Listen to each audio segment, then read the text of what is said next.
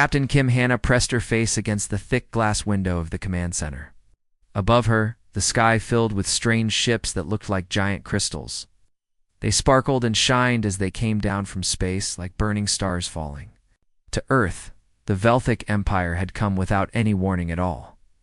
"Captain, look at Seoul," shouted Lieutenant Park Jun from his computer station. Hannah turned to see her home city burning below them. The tall buildings were melting like ice cream in the sun. The alien ships were shooting some kind of super-hot beams that turned everything to liquid metal and glass. The heat was so strong that even from their underground bunker, she could feel it warming the air around them. "Captain, the aliens are sending us a message," Park Jun said, his hands shaking as he read from his screen. "They want us to give up fighting." Hannah grabbed the metal rail in front of her so hard her knuckles turned white. Her jaw was set tight with anger. "Tell those monsters that humans never give up. We don't even know what that word means. Just..." As she finished speaking, a bright flash lit up the horizon. Busan, the second biggest city in their country, was gone. Where millions of people had lived and worked just seconds before, there was now only a giant hole filled with melted rock and boiling water. The ocean itself was turning to steam where the city used to be. All around the world, the same terrible thing was happening. Park Jun was getting reports from every country. New York had been turned into a lake of melted metal. Tokyo was nothing but ash and smoke. In just a few hours, the aliens had destroyed almost every major city on Earth. The door to the command center burst open with a loud bang. Dr. Lee Min-ho ran in, his white lab coat torn and burned. His computer tablet had a big crack across the screen, but he was still trying to read the information on it. "Captain? Captain?" he yelled, breathing hard from running. "I've been studying their weapons. I've been looking at the energy they use to power those terrible beams." Hannah turned away from the window where she had been watching more cities burn. "And what did you find, Doctor? Please tell me you found something that can help us fight back." Dr. Minho wiped sweat from his forehead and looked at his broken tablet. "Their energy patterns are completely different from anything we've ever seen before. But Captain, I noticed something very strange about their ships." "What kind of strange?" Park Jun asked, looking up from his computer where he was still getting bad news from around the world. "All of their ships are keeping themselves at the same temperature. It's very hot inside them, much hotter than what humans can survive. I think they need that heat to live." Hannah felt her heart start beating faster. Maybe this was important. "Are you saying they can't handle cold weather, Doctor?" "I'm not completely sure yet, but yes, I think that might be true. Their technology seems to work only when it's very hot. And if their bodies are like their machines, then maybe they can't survive in cold places." Outside, another city disappeared. In a flash of burning light, aliens were being very thorough, wanted to make sure that every human city was completely destroyed, but they were making one big mistake. They thought that by burning everything on the surface, they would kill all the humans. They didn't know about the secret underground bases. They didn't know that thousands of humans were hiding deep under the ground in places like the one where Hannah and her team were working. The aliens thought they had won the war in just one day. Dr. Hannah said slowly, "I want you to study everything you can about these aliens. Learn how their ships work. Learn how their weapons work. Most importantly, find out if cold weather really can hurt them." "Yes, Captain." "What are we going to do? Most of our cities are gone. Our people are dead. How can we fight back against enemies who can destroy entire cities with one shot?" Hannah looked back out the window at the burning world above them. Her home was gone. Her friends were gone. Billions of people had died in just a few hours. She was still alive, and so were many others hiding in bunkers like this one all around the world. "We're going to remember, Doctor. We're going to remember what they did to our home, and then we're going to make them pay for every single person they killed." Park Jun was listening to more reports on his radio. "Captain, I'm getting messages. From other underground bases, there are still thousands of us alive, maybe tens of thousands." "Good," Hannah said. "Tell them all the same thing. Stay hidden. Stay quiet. Learn everything you can about these aliens, because this war isn't over. It's just beginning." Above them, the Velthok ships continued their work, turning Earth's surface into a burning wasteland, but deep underground. The survivors were already planning their revenge. 6 long months had passed since the aliens burned Earth's cities to ash. Admiral Kim Hanna now stood deep inside a secret base built under the tall Himalaya mountains. The thick rock above them kept the alien ships from finding their hiding place. Down here in the cold underground tunnels, Dr. Lee Minho had been working, day and night, with other smart people who had survived the attack. "Show me what you learned about the aliens," Hannah said as she walked into Minho's big laboratory room.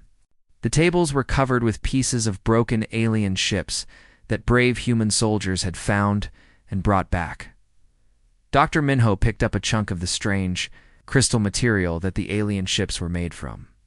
It looked like glass, but felt much heavier. "Look at this, Admiral. This is a piece of their ship's wall. Watch what happens when I make it very cold." He put the crystal piece into a special machine that could make things colder than the coldest winter day. As the temperature dropped lower and lower, the crystal started to change. First it got cloudy, then it began to crack, and finally it broke into tiny pieces. "Their ships fall apart when they get too cold," Minho explained, his eyes bright with excitement. "It's below -200 degrees, which is much colder than anything on Earth. Their technology just stops working completely." Commander Park Jun walked over carrying a flat computer screen. He had been busy talking to human spies who were secretly watching the aliens from far away. "Admiral, our scout teams have been studying the alien colonies. We found something very interesting." "What did they find?" Hannah asked. "Every single planet and moon where the aliens live is hot and wet, like a jungle. They never build cities on cold planets or icy moons. Not even one." Hannah felt her mouth turn into a mean smile. "After 6 months of hiding and planning, they finally knew how to hurt the aliens who had destroyed their world. So they can't survive in cold places. That's their big weakness." In the weeks that followed, human engineers worked harder than they had ever worked before. Using broken pieces of alien ships and human creativity, they built new spaceships designed for one special job. These ships were built to carry weapons that could make things incredibly cold. The day finally came when the first group of human survivors would leave Earth. Hannah stood in the underground launch bay watching as thousands of people got ready to board the escape ships. These people would go to secret bases built on asteroids floating in space, far from Earth, where the aliens couldn't find them easily. "Are you sure about this plan?" Park Jun asked as he stood beside Hannah. "We're splitting up our people. We'll go hide in the asteroid belt, and others will come with us to attack the aliens. It's the only way," Hannah replied. "If we all stay together and the aliens find us, everyone dies. But if we split up, at least some humans will survive even." If our attack fails, outside, a big storm was filling the sky with electricity and radio waves. This storm would hide their ships from alien sensors as they launched into space. It was the perfect time to escape without being seen. The first ships took off carrying families with children, old people, and anyone who couldn't fight. They would travel to the hidden asteroid bases where they would be safe while the war continued. These people would keep the human race alive no matter what happened next. But Hannah's ships were different. Her fleet was filled with soldiers and scientists who wanted to fight back. They had spent months building special weapons designed to freeze alien colonies.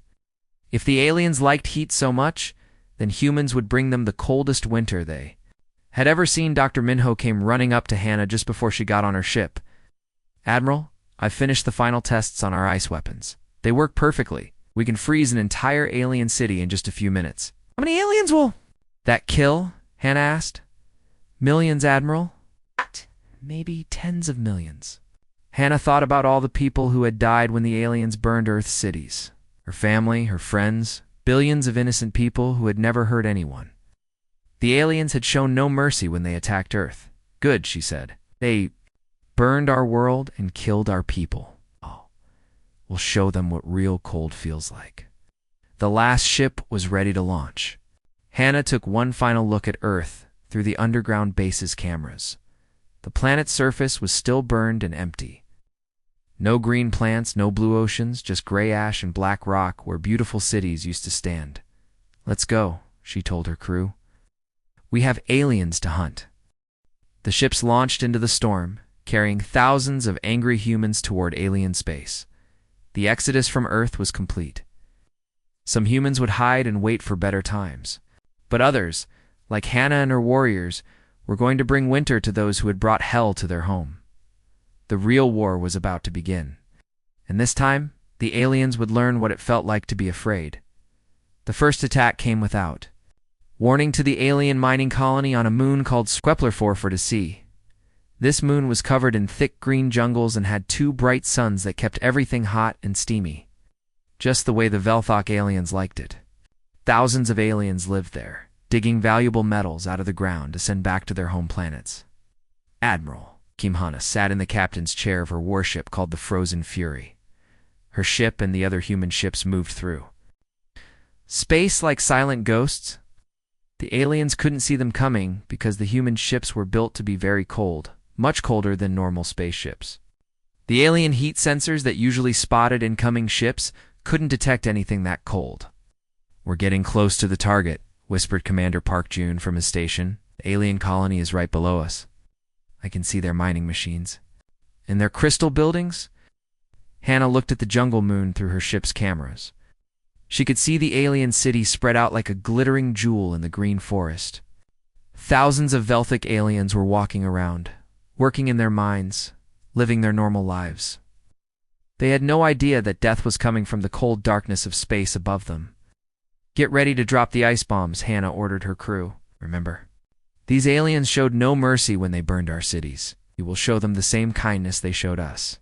Dr. Lee Minho was watching his computer screens very carefully. He had spent months designing the special weapons they were about to use. "Admiral, the cryobombs are ready. When they explode, they will release clouds of super cold particles that will freeze everything they touch." "Do it," Hannah said, her voice as cold as the weapons they were about to drop. The bombs fell from the human ships like deadly snowflakes. They were small and quiet, and the aliens below didn't notice them until it was too late. When the bombs reached the right height above the colony, they exploded in bright flashes of white light. But these explosions didn't create fire or heat like normal bombs. Instead, they released massive clouds of particles so cold that they could freeze anything instantly. The clouds spread out over the alien colony like a blanket of death. The Velthak aliens who were outside died in seconds. The super cold particles froze the liquid that flowed through their bodies instead of blood. Ice crystals formed inside them, so fast that they fell down like statues and never moved again. "The temperature is dropping very fast," Dr. Minho reported, watching his instruments. "It's already colder than the coldest place on Earth, and it's still getting colder." The alien buildings, which were made of the same crystal material as their spaceships, began to crack and break apart. The extreme cold made them as fragile as thin ice on a pond. Within minutes, the beautiful crystal towers were crashing down like broken glass.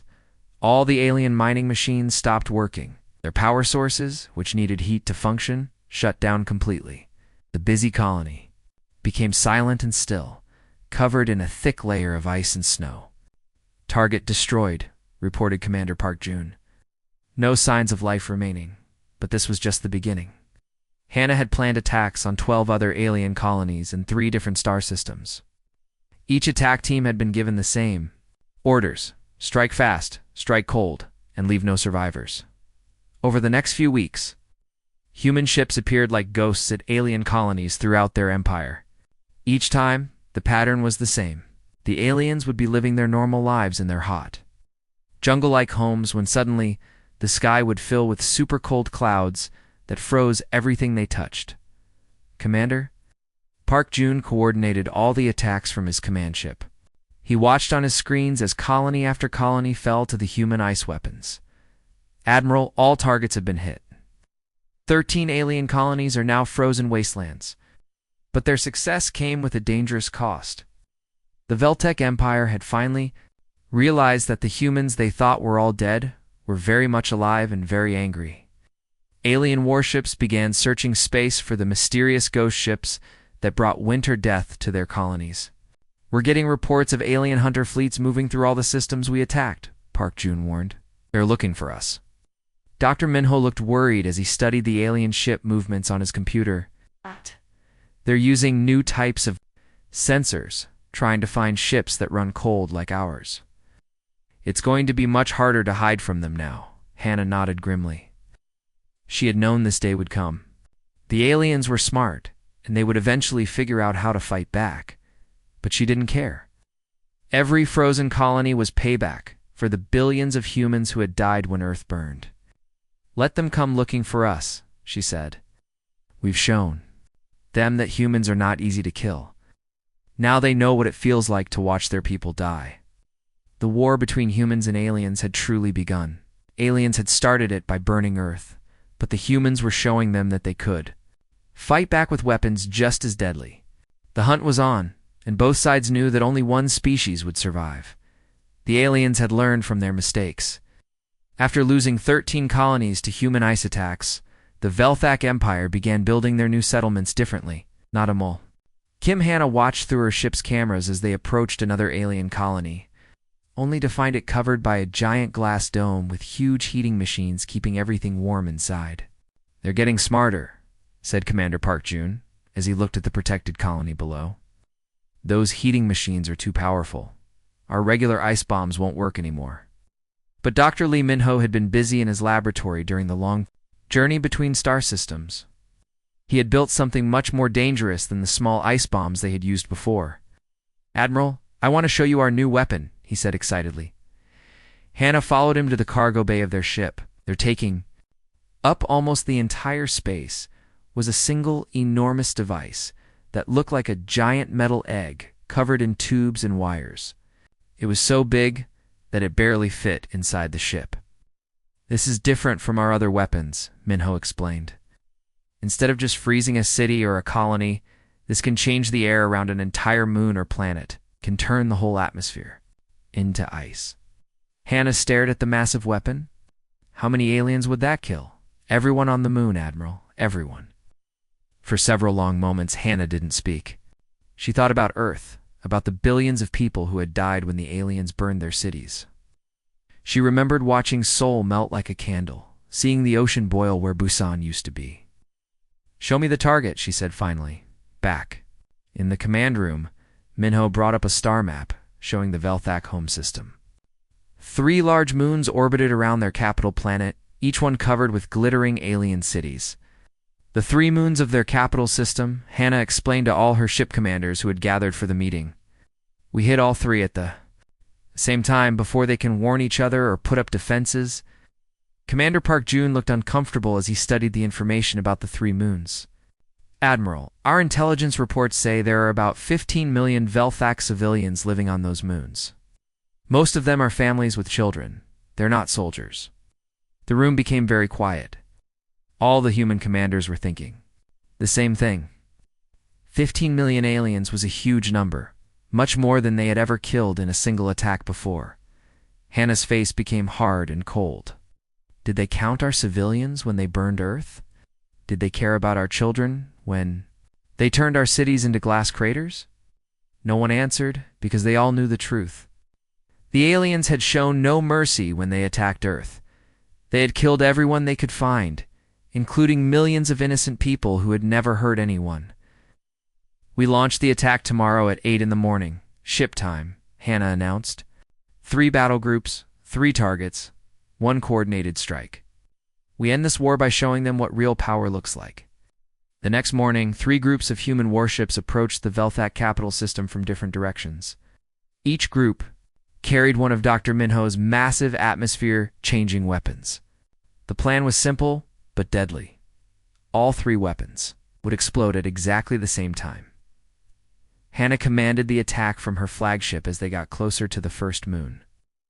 Through her ship's cameras, she could see millions of aliens living in their crystal cities, going about their daily lives. They had no idea that death was coming from the cold darkness of space. All groups report ready, Commander, Park Jun announced. Weapons are armed and targeted. Fire, Hannah ordered. The 3 massive weapons launched at the same time toward the 3 moons. They were much bigger and slower than the small ice bombs the humans had used before. But they were also much more powerful. When the weapons reached the three moons and exploded, the results were beyond anything anyone had imagined. Instead of creating small areas of freezing cold, these weapons changed the entire atmosphere around each moon. The warm, humid air that the aliens needed to breathe became solid ice in just a few minutes. From space, the three moons looked like they had been covered in thick white blankets. But Hannah knew that underneath that ice were 15 million dead aliens, frozen solid in their crystal cities. All targets destroyed, reported Park Jun quietly. No life signs detected on any of the three moons. But their victory came with a terrible price. Within hours, every remaining Veltak warship in their empire began moving toward the asteroid belt where the human survivors were hiding. The aliens were angry now, angrier than they had ever been before. Admiral, said Dr. Minho, looking worried. As he watched the alien fleet movements on his computers, they're sending everything they have after us. Hundreds of ships, maybe thousands. Hannah realized she had to make an impossible choice. She could keep fighting and probably win, but the aliens would find and destroy all the human civilians hiding in the asteroid bases, or she could find a different way to end this war, one that might save what was left of humanity. The biggest battle was yet to come, and Hannah wasn't sure if humanity would survive it. The large screen flickered as the Velthak Emperor appeared before them. His face looked like broken glass with sharp edges. Admiral Kim. Hannah stood straight, her hand resting on the control panel of the most dangerous weapon ever built. Behind her, a stellar resonance device made a low humming sound.